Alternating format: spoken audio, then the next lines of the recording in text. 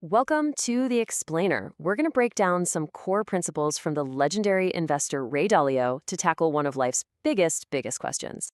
So yeah, we're tackling the question, the one that's probably on your mind if you're young and ambitious. We're going to use Ray Dalio's framework to do it. And trust me, his answer, it's probably not what you're thinking, and it might just flip your whole perspective on building wealth.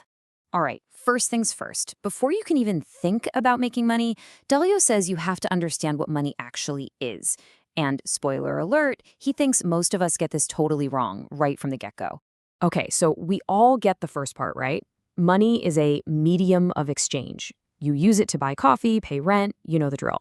But Dalio really hammers home this second role, a storehold of wealth. Now, that sounds a bit academic, but all it really means is that your money should hold its value.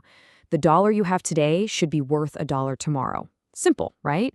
Well, this is exactly where things start to get complicated.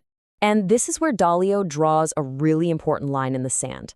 On one side, you've got something physical, like gold.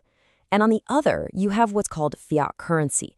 That's just the fancy term for the dollars or rupees or whatever is in your bank account. According to him, these are not the same thing, not even close.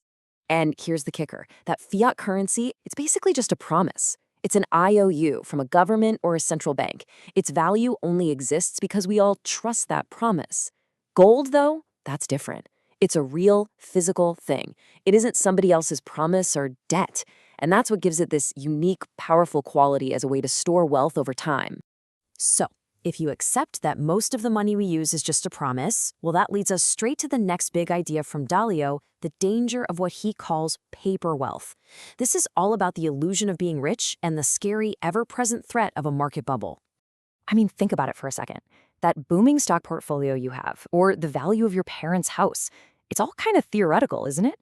It's not real until you sell it and turn it into cold, hard cash that you can actually go out and spend.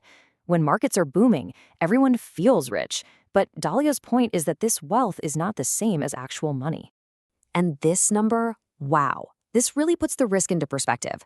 Dalio says that right now in the US, for every single dollar of actual money floating around, there's about $8.50 of this paper wealth in assets. Think of it like a game of musical chairs, but with one chair and like 8 or 9 people circling it. You can see how that's a recipe for disaster. It's a huge imbalance. And you know what's crazy? This isn't some new phenomenon. We've seen this kind of ratio before. In fact, where we are today is eerily similar to the peaks we saw right before the huge market crash in 1929, and again, right before the dot-com bubble burst in 2000. History is basically screaming a warning at us. So what happens when the music stops? What happens when everyone gets nervous and tries to cash in their wealth for actual money all at once? Well, they all try to sell their assets. And when everyone sells at the same time, poof, prices collapse, the bubble pops, and all that paper wealth can just vanish, literally overnight. Okay, so with all this talk of bubbles and risk and complexity, you're probably thinking, what am I supposed to do? Well, Dalio's advice is actually pretty simple and maybe a little surprising. He says you have to stop just sitting on the sidelines, saving your money, and you have to start playing the game. Now, this is a huge mindset shift. He talks about how he started when he was just 12 years old, and he got hooked immediately. So the idea is, don't be scared of the markets. Think of it like a giant, fascinating game. A game that actually pays you money if you learn the rules and play it well, and rewards curiosity and skill, not just luck. And he gives us a pretty clear roadmap for how to start. Step 1, just get in there and start playing, even if it's with a tiny amount of money, just to get a feel for it. Step 2, find people who are good at it, the pros, and study them. Learn from what they did right, but more importantly, learn from their mistakes. Third, you gotta dig deep and understand the mechanics, the why behind what happens. And finally, number 4, and this is so important, diversify. Spread your bets out. That's what stops you from getting completely wiped out if you make one bad call. Because at the end of the day, this isn't about gambling. It's not about just throwing your money at something and hoping for the best. Winning this game, according to Dalio, comes from being genuinely curious. It's about wanting to understand those cause and effect relationships that make the markets tick. It's all about developing a real edge because of what you know, not just rolling the dice. But here's the thing. Your personal little game of investing, it's not happening in a bubble. To really play it well, you have to zoom out and understand the giant global game board it's all happening on. a board that's always changing, being reshaped by these huge historical forces. Dailo, being the history nut that he is, has basically spent his whole career studying this stuff. And he's boiled it down to 5 big forces that he sees repeating throughout history, over and over again.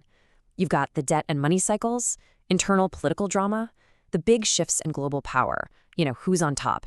Then there's nature and climate, and of course, game-changing technology. The key thing to get here is that these are long-term cycles. And Dalilo's big warning right now is that several of these major forces are all coming together at the same time, converging into what he calls a perfect storm. A storm that could totally shake up the world's economic and political order in a way most of us have never seen in our lives. So, okay, we've talked about what money really is, the danger of bubbles, the right mindset for playing the game, and these massive global forces. Phew, that's a lot. And it all brings us right back to where we started. Back to that fundamental question. So with everything we've just discussed, all that complexity, what do you do if you're a young person, maybe in India, maybe anywhere, and you've only got, say, $100 to your name? What is the absolute best first move you can make? And Dalilo's answer? It's not a hot stock tip. It's not gold. It's not crypto. His answer is you. That's right. The absolute best return on investment, the highest you will ever get, comes from investing in your own skills and your own knowledge. Just let that sink in for a second. Before you even try to grow your money, you have to grow yourself. Your ability to learn new things, to adapt to a changing world, to actually understand the rules of the game, that is your #1 asset. It is the one investment that is guaranteed to pay you dividends for the rest of your life. And that, right there, is the ultimate takeaway from all of this. Seriously, building real, lasting wealth doesn't start with downloading an app or getting a hot stock tip from a friend. It starts with you asking yourself a simple question. What can I do today, right now, to make myself more capable, more knowledgeable, and ultimately more valuable? Because that's where the real game actually begins.